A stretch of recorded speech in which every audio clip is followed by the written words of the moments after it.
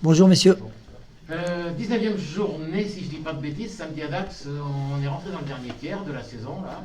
C'est un long sprint maintenant, comment tu vois ça? Ouais, c'est en sprint, on a encore une grosse marge de progression, donc c'est des matchs qu'on doit prendre parce que comptablement on est à l'abri de rien, donc il faut continuer à essayer d'engranger le plus de points possible et puis continuer à bosser parce que ouais, ça serait même de l'endurance là, parce qu'on est encore loin, même si on commence à sentir voilà, il y a des bourgeons, les premiers beaux jours qui vont revenir, ça va sentir le printemps, mais pour l'instant on va dire qu'on est encore voilà, sur la fin de l'hiver et qu'on est encore nous en phase de rodage. Mais quand même, vous avez 20 points d'avance sur Dax, qui est 7e, qui est en position de premier non qualifiable pour l'instant. Ça veut dire qu'un bon résultat à Dax samedi, c'est aussi un très grand pas de fait vers la qualif. Oui, mais ça sera dur de faire, on voit, toutes les équipes s'accrochent. Ça sera dur de faire un résultat là-bas, parce ça avait été pénible ici au match aller. C'est une bonne équipe avec beaucoup d'expérience, de la densité. Il faudra qu'on soit bon, qu'on soit constant. Et puis il faudra un peu de réussite, parce que pour gagner à l'extérieur, il faut toujours un peu de réussite.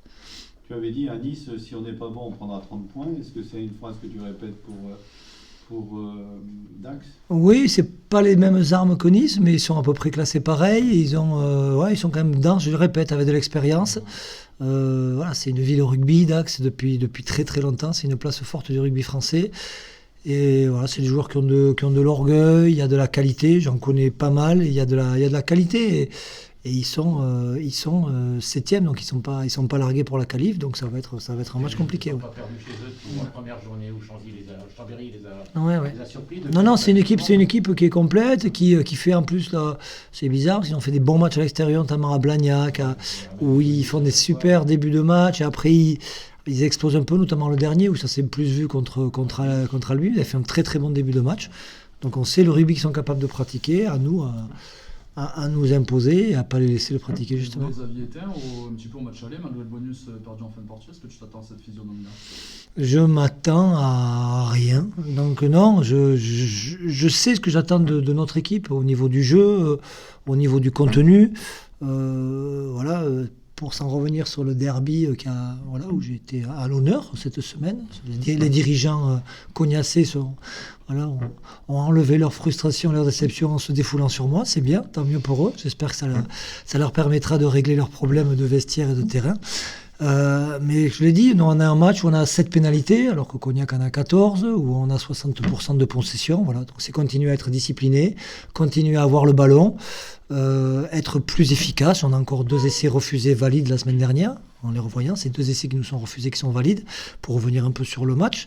Et voilà, il faut qu'on continue à progresser et se rendre les matchs plus faciles qu'ils ne le sont, parce que nous on sera meilleurs, tout simplement. Tu as parlé brièvement de la fin de match et de la petite passe d'armes qu'il y a eu avec Fabrice Sandro. Je sais que ça a beaucoup buzzé, je ne sais pas si tu as vu aussi la sortie. Non, je buzz pas. Moi je n'ai cité personne, j'ai juste dit que la personne qui avait déclenché la bagarre, c'est bien un joueur à eux, c'est leur numéro 10 qui a déclenché la bagarre. Et je ne cite personne. Je sais que tout le monde, dans le sportif, même dans les dirigeants, sont permis de parler de moi. Tant mieux si je cristallise leur tension, leur frustration, je le répète. Ça ne m'intéresse pas. Par contre, ce que j'ai dit sur le match, je le pense, je le retiens. Et au vu des images et des statistiques, ça conforte ce que j'ai dit après le match. Compte tenu de leurs armes, compte tenu des vôtres, que sur le match, ils cherchent à ralentir vos ballons, à pourrir entre guillemets le jeu un petit peu. Mais qu'ils l'acceptent. Ouais, ça fait partie du jeu. Quoi. Mais moi j'accepte, mais j'ai le droit de le dire. Bien sûr. Et qu'ils acceptent la critique. C'est tout. Après, il y a de l'affectif. Pour moi, c'est un derby. Voilà. J'ai connu des derbys avec beaucoup plus de pression que ça. Je suis pas un gourmoisin, donc peut-être que de l'autre côté, ils l'ont vécu différemment. Moi, c'était un match de plus dans notre progression, et c'est vrai que sur le rugby pratiqué, je répète, on fait 7 pénalités, ils en font le double, on a 60% de possession, 40. Voilà, c'est le contexte du match. Donc je suis frustré et j'ai le droit de parler de ma frustration, et je n'incrimine personne, mais bon, j'ai appris que j'étais bien habillé, que j'avais des jolis costumes et que je parlais bien. C'était plutôt flatteur. Donc, tant mieux. Pendant le match, tu parles souvent de conquête, on le voit quand la conquête est défaillante sur le bord de touche, t'es un petit peu nerveux. Est-ce que le fait justement que Robin soit out juste avant la rencontre a perturbé un petit peu la conquête? Non, mais notre conquête, elle est perfectible et friable depuis le début de la saison. Je ne dis pas que c'est les montagnes russes, parce qu'on n'a jamais été très très bas, mais on n'a jamais été très très haut non plus. Voilà, on est capable, par moment, par séquence dans le match, de contrer les ballons portés, de faire un bon ballon porté, d'avoir une superbe conquête en touche. Et puis de temps en temps, ça se dérègle. Et c'est pas un problème individuel, c'est un problème collectif, parce que je sais la façon dont Tanguy travaille, il travaille bien. Après, c'est que les joueurs, et on essaie d'avoir de la rotation. Il y a plus de rotation devant que derrière. Voilà, si on veut comparer un peu, voilà, derrière, je m'appuie sur une ossature qui ne bouge pas beaucoup, parce que j'ai pas forcément beaucoup le choix et que j'ai quand même des leaders qui se dessinent. Devant, voilà, il y a Robin qui depuis quelque temps s'était imposé comme leader de cette équipe, et on avait même donné le capitana de la touche, mais qui est blessé, qui a pas fait un super début de saison non plus. Donc devant, on tâtonne un peu plus, mais ce que je disais, c'est pour ça que je dis qu'on est encore en réglage et que la fin de saison va nous permettre justement de peaufiner tous ces petits détails. On t'en parle de cette inconstance sur les 80 minutes quand même, Vincent.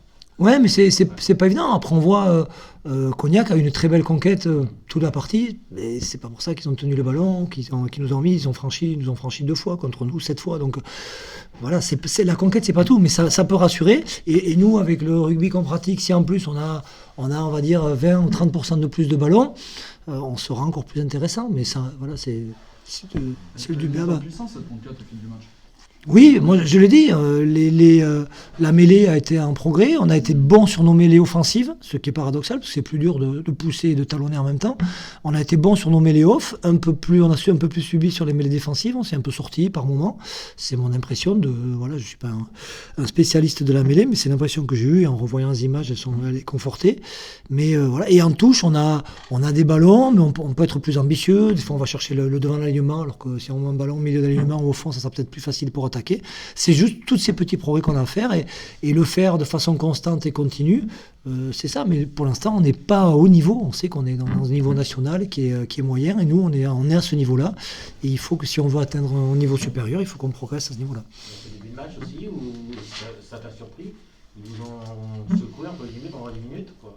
Oui, on fait un début de match, on récupère un ballon, on a une occasion quasiment d'essai où voilà, Max Laforgue le perd, et en suivant, ils ont des séquences où on défend plutôt bien, et après c'est une équipe qui a des qualités. C'est une équipe qui a des qualités, elle est classée dernière, mais ils ont une conquête propre, ils ont des joueurs de qualité. Il y a 2 ou 3 Fidjiens qui font avancer l'équipe. Il y a des joueurs de qualité derrière, il y a de la vitesse, notamment leur centre anglais là, qui marque ce bel essai où il bat les doux, il bat les doigts à mots sur un contre 1, il n'y a pas de décalage. Donc c'est une équipe qui a de la qualité. Après, son classement ne reflète pas sûrement cette qualité. Et ça, c'est à eux de régler leurs problèmes. Mais voilà, donc on a été pris, on a pris un essai, mais on ne s'est jamais désuni, on a tenu le ballon, on a réagi. Et je le répète, il y a 2 essais refusés, notamment un d'Iñaki sur un ballon arraché sur Mathieu Hugald, près des buts. Le ballon est ripé. Il n'y a pas d'en avant. L'arbitre trouve une excuse bidon, mais il n'y a pas d'en avant. Il y a essai. Et c'est pas le même match. Si cet essai est marqué à ce moment-là, peut-être qu'on se détache plus facilement, mais il n'y a aucun regret. Le but, c'était de gagner ce derby et de passer à autre chose. Pour répondre sur la conquête, Vincent, vous avez signé cette semaine un nouveau pilier, Alexis Lyonnais. Est-ce que tu peux nous en parler un petit peu? Mais c'est un pilier qui jouait à Jersey, dans les îles Britanniques, qui est un mec adorable qui parle français, qui est franco-britannique, qui a donc qui est passeport français, qui est licence A et qui est GIF aussi. Ouais. Donc c'est un profil très intéressant, costaud. Alors c'est un joueur qui s'entraînait 2-3 fois par semaine parce qu'il était dans un club en statut semi-amateur, mais plein de qualités. Il a monté des aptitudes en mêlée plutôt intéressantes. Dans le jeu, il est très dynamique. Là, il n'y a pas de barrière de la langue, donc il va s'adapter vite. Et puis c'est vrai que c'est un poste où, avec la suspension de Chota, où on est handicapé depuis le début de la saison, où on bricolait, où Ratchik nous rend service en passant de gauche à droite, et il le fait plutôt bien, mais ça va nous permettre d'avoir un peu plus de choix dans cette première ligne, et on sait que c'est primordial. Il postule, ouais, il postule, parce qu'il a eu sa licence, on l'avait anticipé, et donc il sera sûrement sur la feuille de match ce week-end. Robin est out, lui, depuis... Robin a une blessure musculaire, c'est rien de grave, mais comme c'est un vieux monsieur, donc on fait attention à lui. D'accord. Et autrement, pour le reste... Pour le reste, il y a toujours Marvin qui soigne son biceps, il y a Kems qui est voilà, d'ici 15 jours, j'espère qu'il sera de retour. Il n'y a pas beaucoup de... Et Olé qui a perdu sa maman. Voilà, donc Olé était parti au chevet de sa maman en Australie, qui est décédée, je pense, la nuit dernière ou la nuit avant.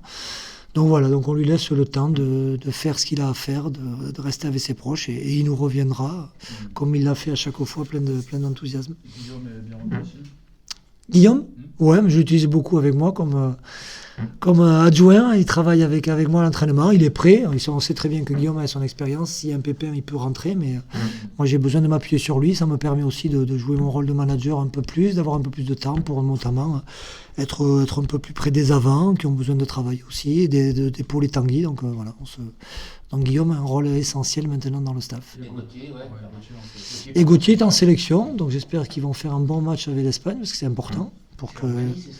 Voilà, ils sont encore en course pour la qualif Coupe du Monde, voilà, et il reviendra, voilà, il switchera comme on dit maintenant, il sera capable, comme il l'a fait, de revenir avec nous dès son retour. Pas trop pénalisant de perdre comme ça son capitaine de temps en temps Oui, c'est pénalisant, mais on imagine, il faut anticiper les scénarios. On en parlait là, tout à l'heure, il y a Mathieu Hugal qui a pris un coup sur le genou, et c'est vrai qu'on est habitué à tellement jouer avec Mathieu, il faut anticiper le fait que peut-être sur des matchs importants, on n'aura pas ces 2 ou 3 joueurs qui sont des joueurs clés. Et donc dans les rotations, alors c'est que parfois on est timide, je suis le premier pour une continuité à pas trop changer, notamment au niveau de la charnière, maintenant que Manu est rentré avec Mathieu. Voilà, on voit le match qu'ils ont fait encore ce week-end, ils ont été décisifs pour l'équipe. Mais voilà, des fois on est forcé de faire des rotations et puis des fois ça nous fait réfléchir en disant pourquoi ne pas les anticiper. Et d'ailleurs il y a l'annonce l'arrivée d'un nouveau joueur, Hubert Texier, qui nous arrive de Pau, qui était un joueur et qui sera le joker médical de Younes. Qui était là dimanche avec les Espoirs. Qui a joué contre les Espoirs, qui a perdu. Il a eu cette classe-là de perdre avant de venir signer chez nous.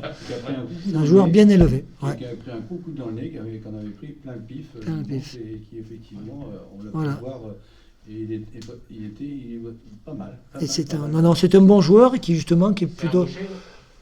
Non, c'est en troisième ligne. C'est un profil. On parlait de Gauthier Gibouin. Oui, mais on peut remplacer avant par avant. Donc voilà. Il vient et on aurait pu même faire un joker de Tanguy, parce que Tanguy a sa licence. Mais là, il vient remplacer. Voilà, il vient surtout étoffer le groupe avec. Et il est plutôt dans le profil notamment de Gauthier Gibouin, un peu bas, gratteur.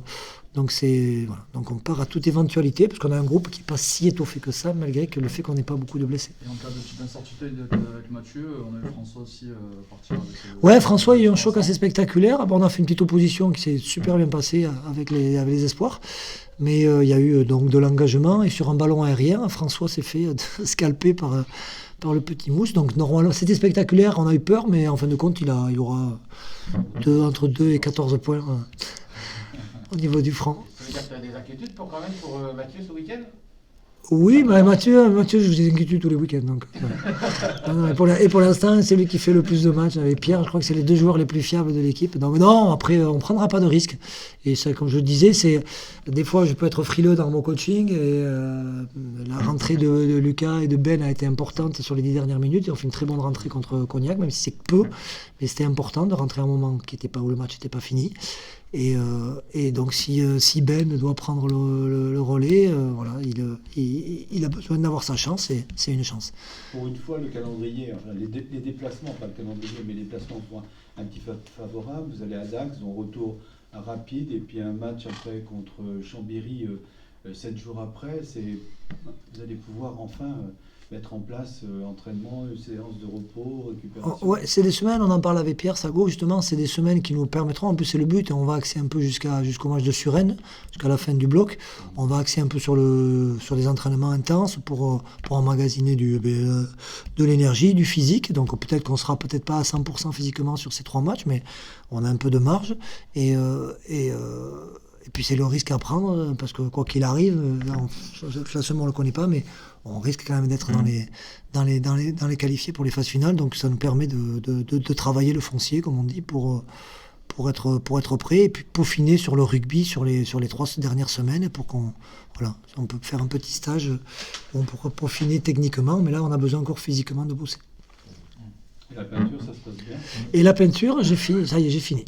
J'ai fini, c'est de la peinture à essence, et on m'a dit qu'il fallait. Mais j'avais des gants, j'avais tout ce qu'il fallait. Je suis quelqu'un de. Quand je ne mets pas mon blazer et mon beau costume, je mets ma tenue de peintre. Voilà. Et le poisson rouge est dans le bocal, ne vous inquiétez pas.